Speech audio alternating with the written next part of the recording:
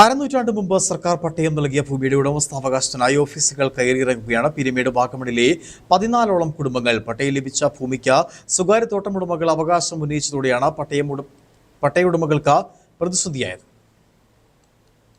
വാഗമൺ ബോണാമിയിൽ 1977-78 കാലത്താണ് 14 കുടുംബങ്ങൾക്ക് സർക്കാർ ഭൂമി അനുവദിച്ചത്.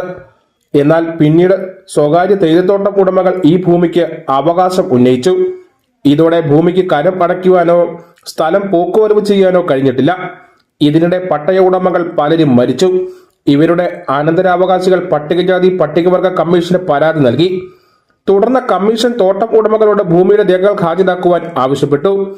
എന്നാൽ ഇവർക്ക് രേഖകൾ നൽകാൻ കഴിഞ്ഞില്ല. ഇതോടെ പട്ടയ ഉടമകളായ 14 പേരുടെയും ഭൂമി 3 മാസത്തിനകം പോക്കുവരവ് ചെയ്ത് നൽകുവാൻ കമ്മീഷൻ 4 വർഷം മുമ്പ് ഉത്തരവിട്ടു. ഈ ഉത്തരവ് നടപ്പിലാക്കുവാൻ റവന്യൂ അധികൃതർ തയ്യാറാകുന്നില്ല.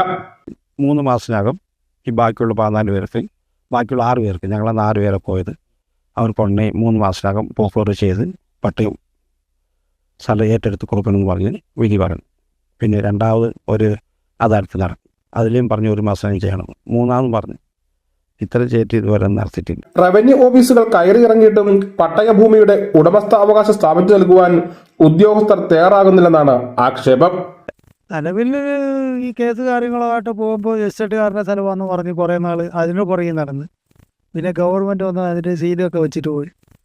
ഇതൊക്കെ ഞങ്ങളുടെ ഒറിജിനൽ സ്ഥലം പട്ടയത്തിൽ തന്ന സ്ഥലത്തിന് ഇതുവരെ പോക്കുവരത്തും ചെയ്തിട്ടില്ല, ഒരു കാര്യവും ചെയ്തു. 50 വർഷം മുമ്പ് ലഭിച്ച പട്ടയഭൂമിയിൽ ഇപ്പോഴും സ്വകാര്യ തോട്ട ഉടമകൾ വേലി കെട്ടിത്തിരിച്ച് കൃഷി ഇറക്കുന്നു. നിർധനായ തൊഴിലാളി കുടുംബങ്ങൾ ഇപ്പോഴും നിയമ പോരാട്ടത്തിലാണ് തങ്ങളുടെ ഭൂമിയുടെ ഉടമസ്ഥ അവകാശത്തിനായി. Idukki vision news, Peermade.